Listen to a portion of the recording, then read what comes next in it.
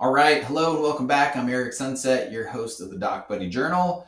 Here at Doc Buddy, we deliver healthcare solutions that take the pain and cost out of broken workflows, like with OpNote, which gives ASCs and their affiliated clinics the power of instantly generated operative reports. You can learn more about that and all of our solutions at docbuddy.com. And today we're joined by Marc Ryan. Marc is the Chief Solutions Officer with Lilac Software. Marc's got extensive leadership experience across health plans and healthcare technology. Most recently, Marc was the founding executive and president of MedHOK, which was recently acquired by Hearst Health. He has launched and operated multiple health plans and served in senior government positions. Marc is also the author of the Healthcare Labyrinth. Marc, thanks so much for joining us today. Hey, Eric, thanks so much. It's a pleasure to be with you and look forward to the next, 30 or so minutes talking about healthcare from a provider perspective. That sounds great, and thanks for carving a little time out of your schedule for the Doc Buddy Journal. If I didn't give you a fair shake in the read-in, now's your chance. What else should listeners know about you? What should they know about Lilac Software? And then we can kind of get into our discussion. Yeah, just real quick, I'm a sort of policy wonk on healthcare. I have a healthcare site called healthcarelabyrinth.com where I do news feeds, blogs, and podcasts as well. And I know they'll be in the show notes. And Lilac Software is a new venture. I've moved on from MHK or MedHOK, and Lilac Software. I've co-founded it with two other folks. And it's really, we're hoping, changing the paradigm of how health plans operate. It's really very focused on data analytics with data aggregation and solutions there. And our goal really is to bring providers and health plans together, overcome some of this prior authorization controversy, which probably saves pennies on the dollars, and let's go and save a lot more money by focusing on care management, working with providers and working with members to really better care. And so you can learn more about that at lilacsoftware.com. Love it. Love it when we have guests on the show that are taking the long view of healthcare, big picture, macro items. That's similar to what we do here at Doc Buddy as well. And then diving into to the meat and potatoes of our show today, Marc, we have solutions across all care settings, really, and our providers that are serving seniors and those with disabilities are seeing their number of Medicare Advantage enrollees increase rather dramatically year over year. Can you tell us a little bit more about why that may be? Sure. Well, there's a big, huge trend out there, Eric, on Medicare Advantage. And as people know, there's the traditional Medicare fee-for-service program, as well as the Medicare Advantage program. These are the private plans that serve. And recently, for the first time in the last year or so, we've gone over 50% penetration in the private Medicare Advantage versus traditional fee-for-service.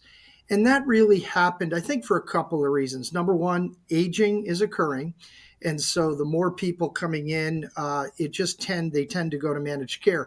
And I would also note that I'm a late baby boomer. I'm a little bit older than you. And I've always been associated with managed care. So those late baby boomers, as opposed to, say, our parents who are more indemnity policy people, they are more used to managed care. So they're looking more at Medicare Advantage for the pros there. And obviously there are cons, but they're used to those cons because they've always been in managed care. So the combination of aging and that is really having Medicare Advantage grow considerably. I would also tell you, some people would argue Medicare Advantage is over reimbursed and they have an advantage, so to speak, over fee for service. Others will tell you that generally will be there because they're, regardless of overpayments, for example, and that's the controversial issue, they tend to be able to provide more benefits. And so people are also attracted because there are vision and hearing and lower premiums and things like that compared to fee for service. And as we also know, Medicare supplement is very expensive. You don't need Medicare supplement with a Medicare Advantage plan. If you don't get Medicare supplement or you can't afford it, the fee-for-service benefit is really more like an 80-20, and you're on the hook for, maybe about 20% of your costs. So those are some of the reasons providers are seeing, these MA lives increase dramatically compared to the traditional program. Yeah, and I know you touched on it sort of on the intro there on prior authorization, penny wise and perhaps pound foolish. They're controversial. They can be a time suck for providers, for patients, for really all stakeholders. And it seems like there is a better way to do that. I know you've got some thoughts there. Yeah, absolutely. So I will be honest with your listeners and viewers here. I'm a proponent of prior authorizations because I do think they have somewhat of a role, right? I do believe that as a healthcare system, we need to sort of, make sure that the services that are being delivered are actually needed. And I know that's controversial with some providers, but I do think there's a proper role for PA. But I also feel like plans sometimes take that way too far, right? They create huge burdens on clinicians, and that's a huge problem today in the provider world, right? The huge administrative burden of not only prior authorizations, but we'll probably get to claims a little later. And so I do think that there's a way to make this a lot better. So, on one hand, the AMA and the AHA, the hospital and the doc lobby, I have to give them hats off. They're probably the best lobbyists on healthcare out there. They have really spent a lot of time at the state and the federal level lobbying to get some restrictions on prior authorization. And so that's one external trend we see there. And for example, they've also lobbied CMS to have some restrictions in Medicare Advantage, and those just went into effect on 1/1/24. And essentially, you have to follow the fee for service rules related to whether a service should be given compared to, applying plan rules as an example. But also, I think we're getting to a happier medium. I know docs probably won't immediately see that, but the reality is, with these external restrictions, plans are beginning to reassess prior authorization. Will we always have them on inpatient expensive services? Yes. But in other areas, they're beginning to say this is pennies on the dollars when I could focus my effort on saving dollars rather than pennies.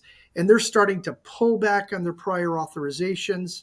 They're looking at automating prior authorizations without using AI in a bad way, sort of in a good way. And so there is a positive trend out there. It's going to take a while for it to emerge, but I think we'll get to more of a happy medium where PA is being used reasonably. And again, I think there is reasonable use, but we will be lifting the burden on providers. And I think that's a great thing too, right? Because we know what it takes today to be a provider. And unfortunately, we're losing a lot of independent providers to corporations and things like that because the sheer cost of running a practice, and a lot of it administrative, is just amazing right now. It is, and I would tend to agree with that sentiment that there is certainly a reason that prior auths are needed and exist. You look at how an insurance carrier operates as a business; they need a check and balance. I think it's really the weaponization of the prior authorization to say we're not going to pay for that, Yep. and putting you through that paperwork burden at the practice and at the provider level that folks take issue with. Is that a fair shake? Absolutely. Right. And we got to remember that often you pivot. You have health plans and providers sort of in this confrontation relationship, right? That's probably not a good thing for the healthcare system, right? I think over time we can get to a better place and recognize everybody's burden. Both are running businesses, and that's free market. That's free market economics in our country. I think it's a good thing, but we have to recognize both have to run a business and make money. And in the same boat, this weaponization of claim denials as a way to maybe get off the hook. And this is conjecture, and I'm going to get out of my depth here really quickly. But on the insurance side, on the payer side, if you are routinely denying claims that contractually you are obligated to pay, but rather than just pay it for whatever reason, you're asking the practice to go back, work this denial, resubmit paperwork, resubmit the claim, resubmit medical necessity, all of these things. And we hear it from providers. I even heard it this week at the New York Society of Ambulatory Surgery Centers conferences that on the ASC and facility side, they are taking it, straight to the face that we're having to resubmit claims that we got paid on for last week and nothing changed. Yep. I think that's where providers really have a beef, right? Um, I again, I'm going to say that claims scrutiny by a health plan is a core function of what they do, and you have to, guard against fraud, waste, and abuse and things like that. But you're absolutely right. Their claims denials have really gone way too far on the part of plans, and there are some big controversies in lawsuits out there that providers have filed related to sort of AI use to deny claims without ever a medical practitioner looking at that claim for medical necessity and things like that. So, really, plans sort of went way too far on this. And, I think they have to be held accountable for that. Again, proper use of claim scrutiny, use automation in a good way rather than a bad way. And I do think that the regulatory oversight and the provider pushes on this is a good thing. Because again, there's a happy medium there where the burden on providers aren't there. And I think one of the big things we forget is it's not only the absolute claim denial, but the cost, the administrative cost of the provider having to wait months and fix, quote unquote, the issue for the plan, and then the revenue cycle management impacts that are there. It's just a pretty major burden. And so again, sometimes in my writings, people will think I'm a little more sympathetic to the plans and claims denials, but clearly, things have really gone a little too far. Plans have millions of dollars of resources at their disposal. They can fix this, they can get to the happy medium, and they really need to, because this is what is part of the major consternation between plans and providers. It's got to be fixed. Well, and to that exact point, if we can get to this happy medium, and I would agree with all of your points being made that it shouldn't be one end of the spectrum or the other. It needs to be in the middle, both parties involved, and even the third party, the patient. They're not operating the business, but certainly the practice or the facility is, as well as the insurance carrier. So the truth is somewhere in the middle, or the best outcome is somewhere in the middle, that claim denials are going to happen and claims are going to be scrutinized. We see how much fraud, waste, and abuse happens in healthcare, but even just that administrative burden, that's something like a quarter of the cost of our total healthcare spend when you add it all up, and that's unacceptable. There's just a better way. Yep, you're absolutely right, and I like the fact that you use the quarter. Right, traditionally, people talk about 10% as the benchmark, but truthfully, when you look at everything, fraud, waste, and abuse, you're absolutely right. It's 25%. So I'll always defend a health plan's right to scrutinize claims, but they have to do it correctly, they have to do it timely, and they shouldn't be impacting providers the way they are. Yeah, and just this is a little bit of a tangent, but as a healthcare consumer myself, like you are, like we all are, I want my carrier scrutinizing claims, because if they don't and they just pay out every single sheet of paperwork or electronic document that comes in, I'm going to pay more. I need some level Yep. of scrutiny, but we're at a kind of in a silly place, it seems. Yep. No, absolutely. And again, I'm going to go back to my health plan roots here, and I will say, back to the PA and back to the claims denials and that scrutiny, the level of scrutiny of services up front or for claims payment in the fee for service system is not good. That's not good for the healthcare system overall. Some of what MA is doing is good, but there's far too much of it as well. And you mentioned the consumer. We have the No Surprises Act now, and that's done a great deal of things, but it hasn't stopped all surprise billing. Part of these surprise billings are related to conflicts between payers and providers. If too much time goes by on a claim denial, really the provider sort of has no, they have to go and bill the provider, the client, the patient, because they don't know if they're going to get paid. Now, sometimes providers may do that too early, and we should stop that. But that's where the consumer or the patient gets in the middle of these claims denials. And it's unhealthy for the system as well. Indeed. And this is, again, a little bit of a tangent, but if memory serves back from I'll flash back to my revenue cycle management vendor days, like you're flashing back to the health plan days. It doesn't seem that the adjudication process for these No Surprises Act issues between the provider and the insurance carrier offer a very robust solution. And you can speak to that at much greater detail than I can. But is there an improvement that could be made there to streamline this for everybody? Yeah, again, I think the No Surprises Act was a good thing for consumers overall, right? It took them out of the middle Mm-hmm. of a lot of surprise billing, not everything. But the construct we have now is not working. The caseloads for the arbitrators within the No Surprises Act are huge. And one area that I will be a little critical of on the provider side, and this is sort of a subgroup of providers, I think a subgroup of provider entities, largely run by private equity firms, have created a way right now that I think they're a bit abusing the no surprises system. I think in the end, everybody, you might argue whether the regulation is exactly right the way it's been set up, but we shouldn't have a small group of entities abusing the system and not allowing it to work correctly. And they're responsible for a lot of those caseloads. But good law, very important to help consumers. But I do think we need improvement along the way. We may not always agree on exactly what the last best offer should be, as an example. But I think there are ways to refine it. The Congress has to relook at it in a much better way, I think. I'm with you there. Hard to argue with a good point there, Mark.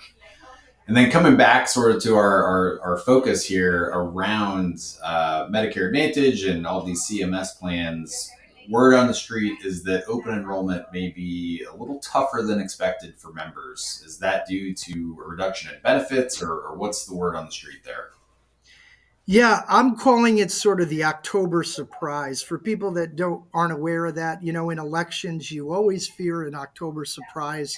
I'm from politics way back, and I think there could be a little bit of an October surprise where beginning in October, people start enrolling for 2025 benefits. And there are a number of trends: the return of inflation, the return of utilization post pandemic, star ratings. We won't go into that, but they're lower right now than they should be for plans, which costs them revenue. There is a risk scoring modeling change, not to go into details there, but that means revenue is a lot less. And that has made MA a little bit upside down on their margins. And the truth is, MA plans also should get some of the grief a little bit too, because in the heyday of the pandemic, they weren't paying attention to things. They were getting big rate increases, big star scores, and they just went out of control on benefits. They put too many benefits in there. So the combination of all these factors will drive up premiums in MA. It will drive down benefits, and it will also mean some geographic contraction. I will also tell you that there's, again, a provider payer dispute where some uh, payers or providers are backing out of contracts with MA. Hospitals, for example, because of the claims and the prior auth controversy. So all of this is going to be a little bit upsetting for consumers. They're going to be seeing major changes. I still think MA will grow just because of that value against fee for service. But some of your docs are probably going to have to hear from their patients about, are you still in my plan? I'm worried about my benefits. What do I do? Right? Docs are often social workers for patients, right? They trust their docs. And so they'll probably hear some of this. I will also tell you there were some Part D drug changes in Medicare. It's being championed as great things about lowering out of pocket costs and things like that. But the truth is that law also drives up premiums. So you also have that issue, whether you're in fee for service or in MA, that the Part D premium component will go up. So a very complex issue. But to go back to your question, yeah, we're going to see reductions, and it's probably going to hit people by surprise. It's really going to hit those fixed income, those low income people that many of your docs serve. And they may be knocking on the door saying, what do I do here? Right? Because they're going to be in a bit of a predicament. Yeah. Yeah, that makes sense. With all of the layers that we have governing healthcare and insurance plans and everything in between that end up impacting the patient, it's if there was a single switch to flip, rather, I know we would, but it is just such a complicated endeavor. Absolutely. And then looking a little more closely at Medicare Advantage, there is a little bit of a stir, from what I understand, that CMS is starting to look at and starting to sort out what are going to be the implications of that. Absolutely. Yeah. So I'm a big defender of MA, as you probably have figured out here. I think it's the best system, private delivery for us as a nation. I argue in my book it's the way to go. But I also believe in accountability. I want the federal government to sort of oversee the system and allow innovation on the provider side and the payer side to bring the level of efficiency and quality you need in the system. This is one area, again, where although I'm a defender of MA, I believe MA may have it too good. They may have too much of an advantage over the regular system. And I think some players in MA, not all, but some players have sort of abused the system and caused some of these controversies. So there's sort of three big ones out there. One is the overpayment issue. I discount a lot of what some of the opponents of MA say about selection and why certain risk scores may be higher in MA versus fee for service. But they do have a point on some players, some plans out there driving risk scores up way too much. So much so that they may use health risk assessments and chart reviews from providers theoretically, where these diagnoses are never ever reported on a claim. My belief is you should be able to report on a claim if somebody has a diagnosis if you want to get paid for it. But there's a lot of bad actors and bad activity, where some part of that overpayment argument is absolutely correct. So I think there needs to be reform there. And I think CMS will go down that road. The other big controversy is supplemental benefits. So when an MA plan puts in a bid, they tend to be able to do it well below fee for service because fee for service is more inefficient. They get a portion of that difference back to offer supplemental benefits. These are the goodies that help a lot of people afford health care that they otherwise wouldn't be able to do. But there's big reason to believe that supplemental benefit utilization is not where it should be. And therefore, what plans are saying it costs is not really what they're spending. And I think it's a good point. CMS is beginning some reforms to drive better utilization and to ensure that all of those supplemental benefits are submitted as encounters so it's accountable and we know. And then lastly, there's some marketing controversies. I was a big believer in CMS's rule that basically ruled out extraordinary compensation between these big third party marketing organizations and plans, which essentially steered consumers to a given MA plan because of that extraordinary compensation, these backroom deals that they struck, as opposed to what's in the best interest of a consumer. Most agents are good, credible, independent guys or smaller brokerages, and they're doing the right thing by their patients, much like a doctor wants to do. But others took advantage of the situation, and the reform was great. Unfortunately, a court struck it down and said that the agency did not have the authority. You're going to hear a lot of that moving forward based on a Supreme Court decision. But Congress should get together with CMS, explicitly lay it out in the law, because that reform is good. But those three things, overpayments, supplemental benefits, and marketing, tend to give MA a bad name. But I do think that CMS and Congress are going to deal with some of those areas. Well, that's something to keep our eye on. Obviously, that'll be a positive development, especially the extraordinary compensation that falls, at least in my mind, pretty squarely into the fraud, waste, and abuse bucket of driving costs without a real reason to do so. So Yep, we don't like that. absolutely.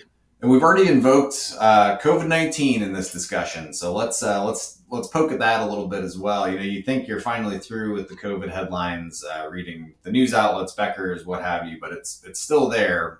Still continues to have an impact on providers, on healthcare organizations that are, they're still taking the financial hit, as it were. Is our federal government doing anything to respond to these concerns? And we mentioned our multi-layered system, so then let's tack on, what about the states as well? Yeah, absolutely. So when we think about the COVID pandemic, obviously huge displacement within provider entities and even within plan entities. We were already seeing more and more independent docs being gobbled up by hospitals, health systems, other firms, because they just could not make a go of it. That actually began to accelerate once we started coming out of the pandemic because of the real impact on revenue cycle management and utilization within the office and things like that. Telehealth made up a little bit of that, and that was helpful. But now you're starting to see some telehealth get reined back in because both the government and even health plans have felt maybe it went a little too far. So providers are really still dealing with the impact of COVID. Now, COVID is going to become endemic as opposed to pandemic moving forward. That's sort of a good thing in some ways because I think people will now begin to adapt to going back and gaining utilization from providers. We sort of saw 22 a start of the comeback, a little bit in 21, but really in 22, 23, we saw more. But we're still not back at the utilization levels that you would expect, right? And so on the provider side, that will be a good thing, right? We'll start to see everybody really start to come back into the system. On the health plan side, as I noted, it's a bit of a negative because they're now seeing some medical expense issues there and margin issues. But we'll start to see that come back. But the reality is that the dynamics of what's happening in healthcare, whether it's the pandemic, utilization so far coming back, or even reimbursement to providers, it's a huge struggle for providers. And I'm very sympathetic here on this issue, not so much to hospitals. I think they can get far more efficient, but the primary care docs are terribly under reimbursed. Even some specialist areas have problems. If you look at Medicare fee for service reimbursement, on which much of the MA rates sometimes are built, um, they have not had a reasonable permanent solution for doctor payments for decades. And I don't understand why CMS and Capitol Hill can't get together. Whatever it's going to cost, it's going to cost. Get the right formula, make it permanent. Do not create these huge cliffs where providers are waiting months and sometimes years to get a solution about what the reimbursement is going to look like. We know that Medicaid is a historic underpayer. Some states have driven primary care rates up there a little bit, but Medicare hasn't solved it. And that's a big utilization driver in the system. And we need a permanent solution there. I think some health plans have tried to do a better job on provider payments, but not all, depending on their lines of business. So all of this is sort of coming together to create huge issues for providers. And that's why today, more than 50%, really 70%, when you think about docs owned by health plans as well as private equity now, it's actually probably closer to three quarters, but we really only have about 25 or 30% of independent physicians out there.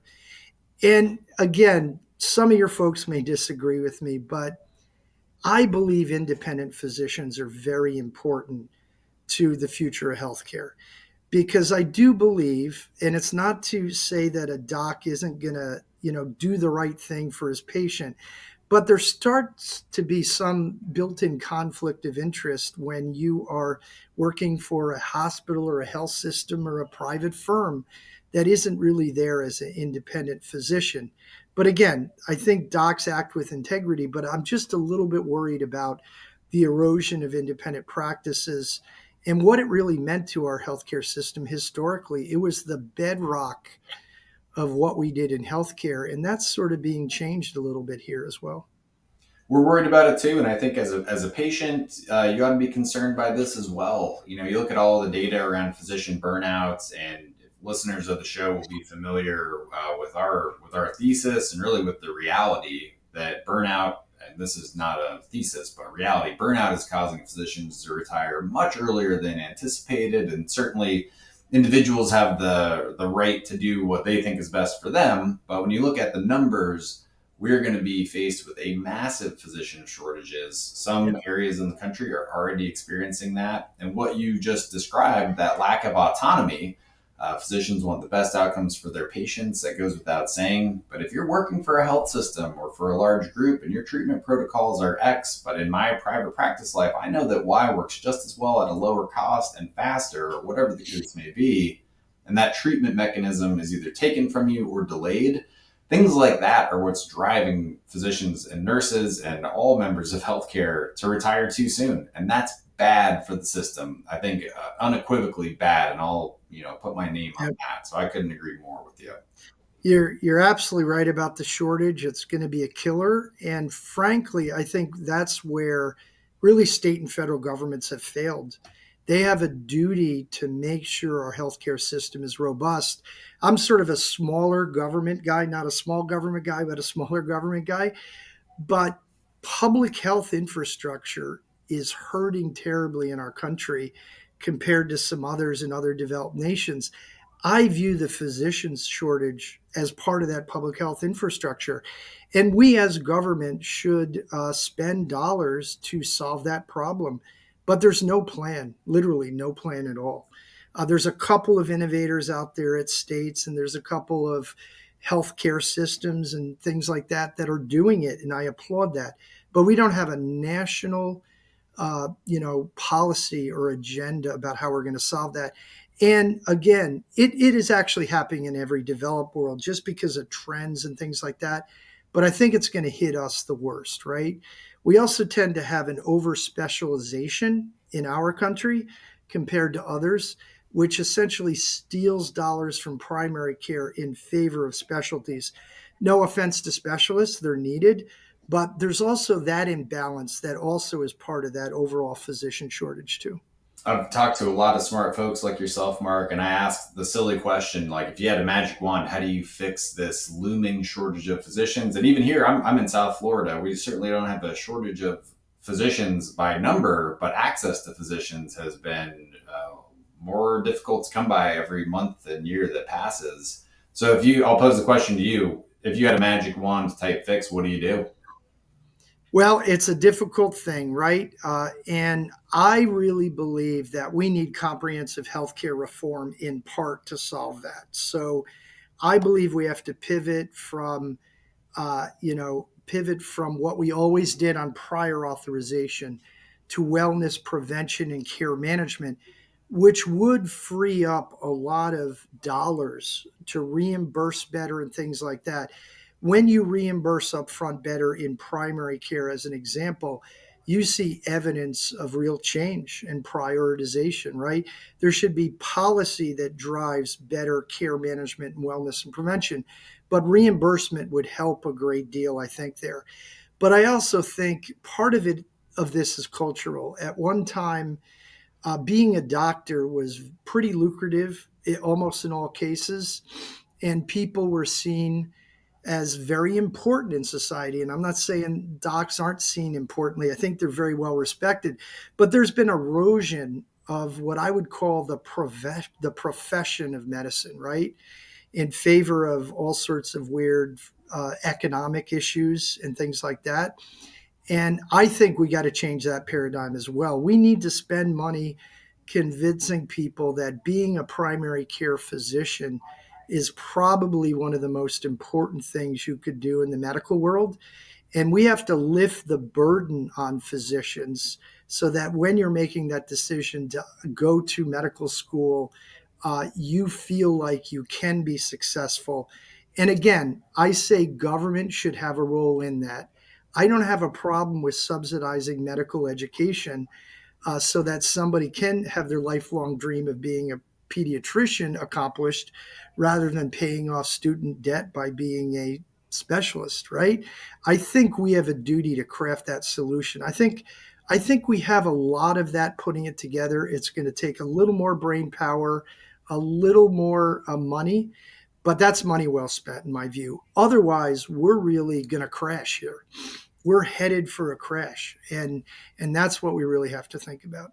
So Well, I didn't quite answer your question, but I hope I gave you a couple thoughts there anyway. no, you did. It was a comprehensive magic wand because it's two parted. You need to keep physicians happy being physicians now, keep our doctors employed, our mid level providers employed now and satisfied with their work. But then that medical school throughput, that's tough because you're looking at an 8-year lag if you could wave the magic wand and start that today between medical school, your residency, your fellowship, and then being able to treat patients. That's what scares me. We have magic wands at our disposal for right now, but a decade from now, things are going to be really different with access to healthcare. Yeah, and just as a side note there, I'm a former hospital board member of two hospitals. One, it was an academic health center. I think we really have to focus in on the costs at these academic health centers, direct medical education, graduate medical education, how we think about new ways of financing medical education, just given the sheer cost. Because many of those health centers, as much as they want to do the right thing, it is so costly, so burdensome that has really broken as well. And so that's another part of it that you raised in my head when you talked about that. So I'm with you. I haven't found a point to disagree with yet, and I would if I did. One of sort of the shining examples though in healthcare now, or maybe not a shining example, but a step in a very positive direction, is around value based care. And some of the feedback that I've heard around value based care is sort of tongue in cheek, like I'll talk about it, but what do you mean? What is value based care? Because I can't get a consensus on a definition. So where do you see us going as a country with value based care? yeah, I totally, if you talk to one person, you'll get a definition of value based care. And then you talk to 10 others, and suddenly you probably have 20 definitions, believe it or not, right? But, value based care, I still think is a concept right now, right? I think it's a good concept, and the tenets of value based care are sort of sitting out there, but we haven't yet mastered what it means. And we're really sort of in the infancy of value based care. And I'm one of these guys that says these complex things are going to take years to really develop, right? I sort of split value based care into two things right now. You have sort of value based payments where a doc, a provider group, an ACO even, or others are being paid for a service on a value based payment basis, or even for an episode. We see knee replacements and things like that in the commercial and the Medicare world now that are going down that road. So these value based payments are starting to chug along. I believe that in many respects, I'm not sure that the regulators know enough about them and the fallout on doctors to make them terribly effective. They are also very expensive. A lot of these pilots are very expensive, these value based payments. And there are so many out there in many cases, these pilots and value based payments, that doctors are confused by what this pilot value based payment really is. And again, they can go from, payments for one service or even payments and reconciliations like in an ACO that are based on quality and savings. So my view there is, again, I applaud. I'm a big defender of CMS. I think they innovate reasonably well, and they're trying to change the system.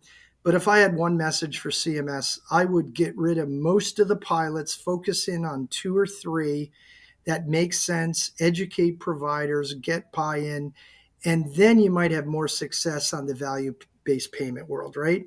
And you'd reduce a lot of admin on the doc side and the hospital side, as well as on CMS's side. A lot of the uh, congressional budget office reviews have sort of shown that with admin, we're not really saving money. Now, sometimes that's okay at the beginning, but we need to start saving money in these programs.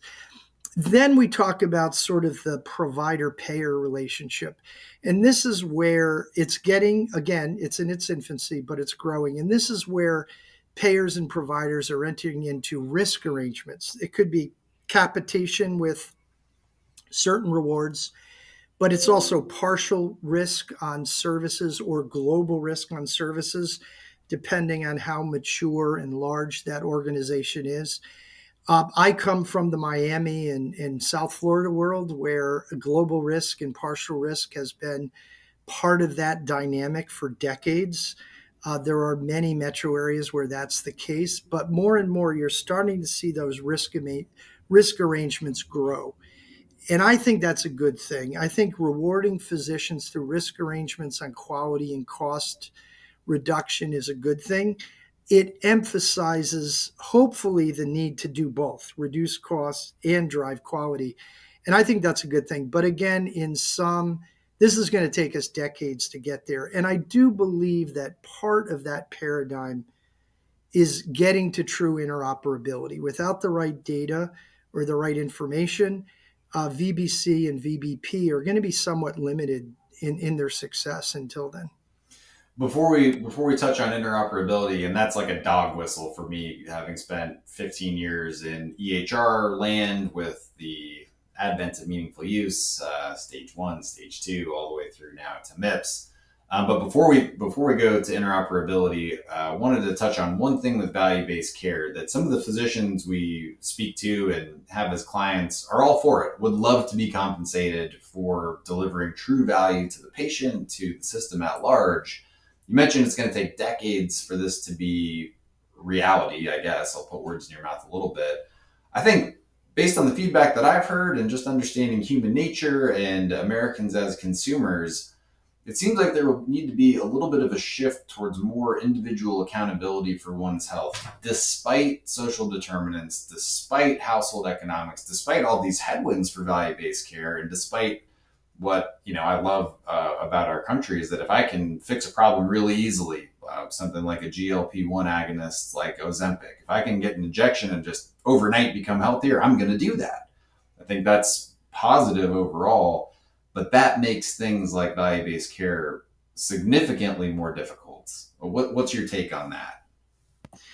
No, I think you're absolutely right. And let's be really honest. I'm a Republican, but I'm sort of a moderate Republican. I'm a pro coverage Republican. And therefore, I believe in things like the Affordable Care Act and things like that. I believe that investing upfront in coverage will save us down the road, no matter what we spend in subsidies, so much more than having this emergency room, inpatient, undiagnosed cancer type of thing that we have. I do think social determinants are real, right? And it's very hard when you do have major social determinants to drive personal responsibility. So that's where I think providers and plans and even the government have a duty to try and overcome that barrier. The other thing I would say is I think Republicans fall back way too much on the issue of personal responsibility. And the reason I say that is I'm a big believer in it, and I think we can get there. But when you have a system that is so expensive and really means that people cannot access the system because of price, it's hard to make personal responsibility a real thing, right? And so that's an important point, and that ties into the SDs. But I will side with the Republicans on one thing. Personal responsibility as we reduce the cost of care is a very important thing. We cannot ask doctors to be social workers. We can't ask health plans to be social workers. Over time, people do have to take responsibility for their own health. And when we make it more efficient and less expensive for people, and there's no barrier to obtaining care because the cost is not an issue for that person, I think there should be penalties as well as incentives to encourage personal responsibility. So again, I'll put it in there as a good piece of what we do, but in some ways, until we sort of reform price and things like that, it sort of takes a little bit of a backseat because you're fighting an uphill road. Now, some people will accuse me of being wimpy on that issue and things like that. But if you start looking at price and why many people don't activate care or delay it, it really is foundationally on price. Well, that's a good segue into discussing the Affordable Care Act a little bit, better known as Obamacare. Absolutely indisputable success for getting coverage to Americans that either weren't able to get it, weren't able to afford it. On the flip side, slightly contentious that just because you have the coverage doesn't mean you're ever going to take advantage of the services or the care that are now available to you, either for economic reasons or otherwise. Let's dive in there. What better time than now? Absolutely. So, again, I told you I'm in favor of Obamacare. I'm part of that small cohort of Republicans in Congress that, believe it was a good thing. You can always argue about the excess of a given program, right? And I do think there are some excesses in the Affordable Care Act. If I were to sort of remap everything, I might have the benefits be a little less generous, right?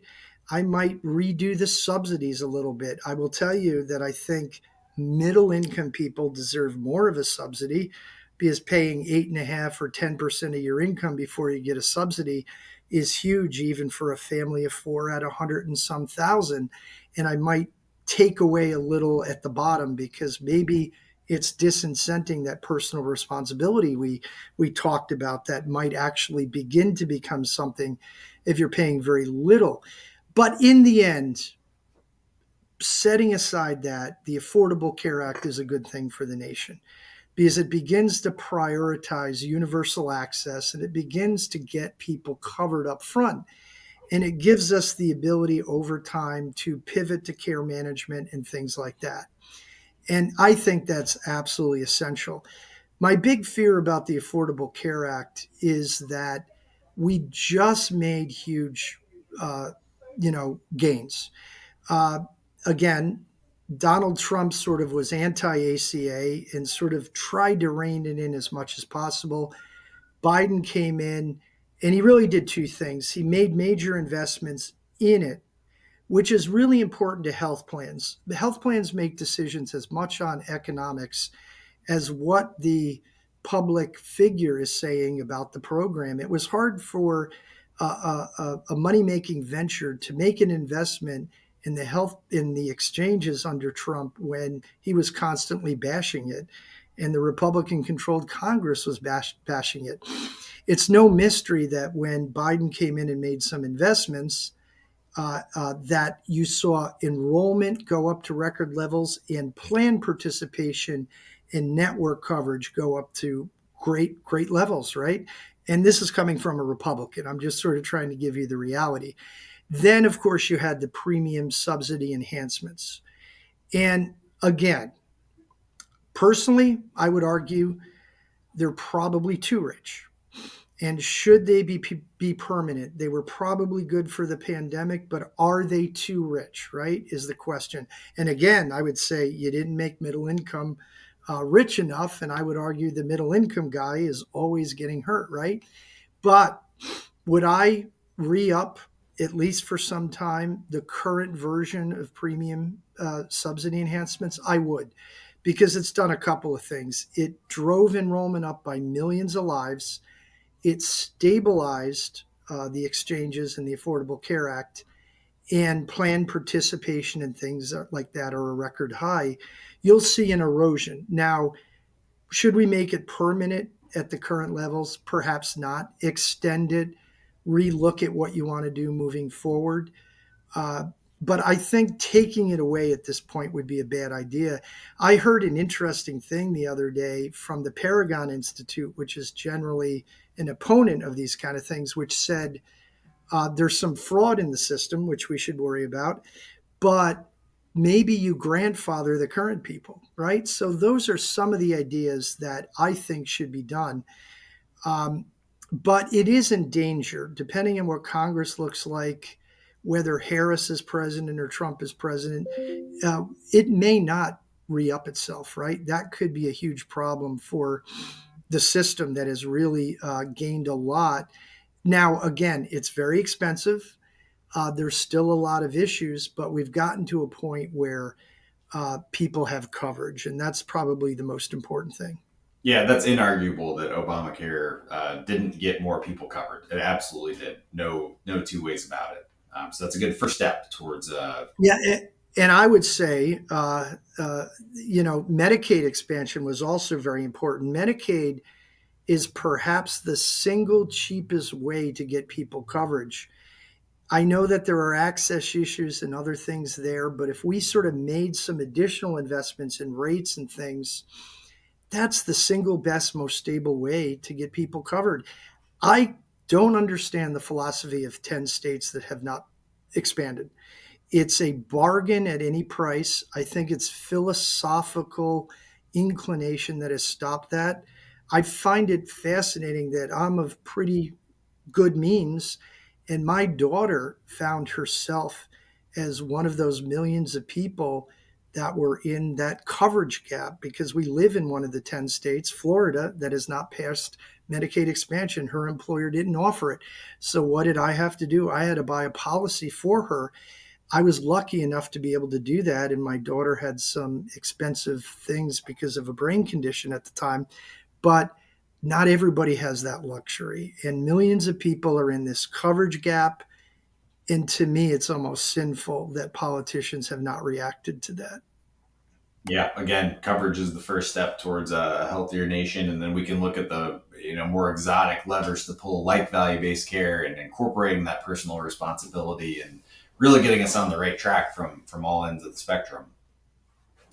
And I pivoted us towards Obamacare at the expense of our interoperability points that we wanted to make. And like I said, what a dog whistle for me, having been around at the outset of meaningful use, and we're going to get everybody digital, and that's the first step towards nationwide interoperability. And I can still hear it. If you get in a car wreck, God forbid, in Maine, and you live in Florida, that doctor's going to know all about your records. You won't have to tell them anything because it's just going to be there.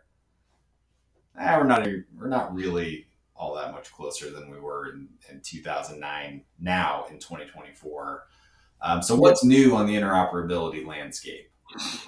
Sure. Just to say, you're absolutely right. We've made very little progress. We've passed some funding and some rules, but so far we really haven't even gotten there. And the thing that worries me most is there are some rather progressive states that have had some pretty good successes.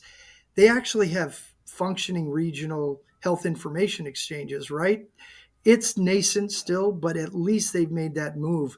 But if you go to another state of the nation, and we won't use words there, but they couldn't even tell you what an HIE is, right? So our nation is sort of hobbled by the fact that we are a bit of a 50 state autonomous type of nation. And depending on whether your state makes it a priority, your road to interoperability could be far longer than it might be in, say, a California or in New York or some other states.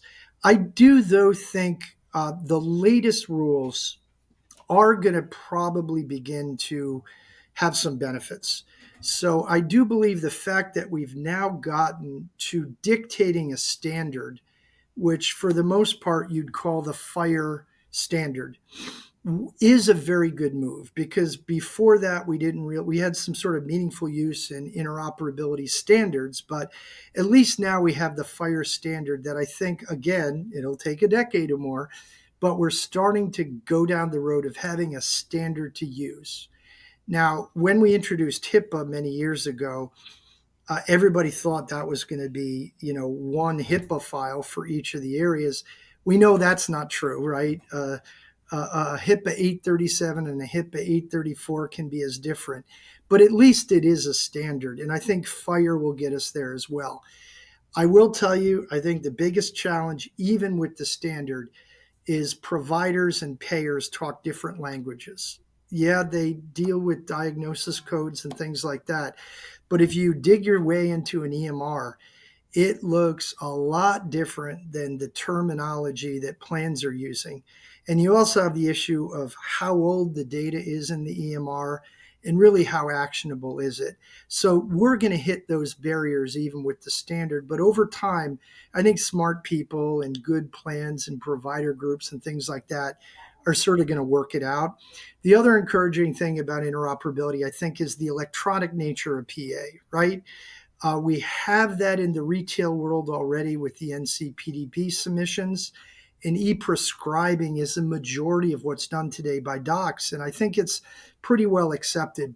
We're going to get that in the medical world too with EPA as well. I think that might be a little easier to deal with than the care management data that you have to make a lot of decisions and understanding about. But I think the standard is good. The mandate to tell plans they got to move forward is good. I still feel like what we're missing on the provider side is there are probably two things, especially for those that maybe aren't part of a health system or something like that. Resource is a big issue on the provider side to get uh, and resource, and budget is going to be a problem there. And I think knowledge and expertise is also a problem. So it's one thing to pass these rules, but I also think you need to have some money on the provider side from the federal and state governments, sort of like we did with EMR meaningful use way back when, because providers can't afford it. They don't have the expertise, the time, or the money to get there. I would even take that a step further. Things like fire standards and being able to utilize APIs to interchange data meaningfully. Shame on health IT at large that there wasn't a bigger, bolder move towards APIs and legitimate interoperability. Whether that's because battle lines were drawn and we're not going to share our clinic data with this guy's EHR, we're not going to do it. You need to be in our ecosystem. That may even be worse than just willful Yep. ignorance of API utilization, for lack of a better term. I think you're absolutely right. Yeah, and your last point is good.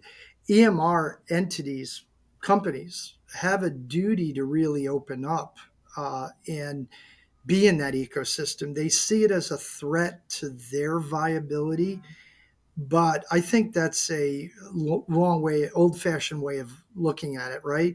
I think openness will actually probably give them more opportunities. They're just afraid of losing what they have, right? So I think that's a great point as well. This has been fantastic. And as a way to sort of wrap up, Mark, I ask all of our guests of this show thoughts on AI in healthcare, and the question is stated exactly how I want to ask it. Very broad. What are you Yep. seeing? What are you thinking? Yeah, so Lilac Software is incorporating a lot of AI into its platform as well, because we really believe that our artificial intelligence is going to create efficiency and find things, frankly, that a human mind can't find. And I think that's absolutely correct, right? Some of AI, even that we're doing, will be just fairly, looking at document scanning and going into those documents and finding it much faster, right? Love it. What a great way to cap off our episode, Mark. Great. As folks have listened and enjoyed hearing you speak, how can they connect with you? Are you big on any social medias? Where can they see your work? Yeah, I sort of limit my social media to LinkedIn. I'm on Twitter, but don't really use it much. But you can always go to my healthcarelabyrinth.com website. Again, a news feed 5 days a week, a blog twice a week, a podcast once a week. I'm also, like you, on leading podcast apps and sites. Um, and again, you can subscribe there if you want to the blogs and news feeds and podcasts. My company, again, with two co founders, which I'm delighted about, is called lilacsoftware.com. We also run some star and quality improvement in medical economics blogs on that site. So, healthcarelabyrinth.com, and then also lilacsoftware.com. And then on LinkedIn, just search for Mark S. Ryan, and you should be able to find me there. And we'll make it even easier than needing to be found. We'll get all the links to those URLs into the show notes. Mark, thanks for the time. This was a great episode. Thanks so much. Love doing this, and really would love to come back at some point in the future to talk about any new things as well. Oh, you've got a standing invite. And on behalf of the entire Doc Buddy team, thank you for listening. Be sure you're subscribed on Apple Podcasts, Spotify, and YouTube. And we will talk to you on the next one.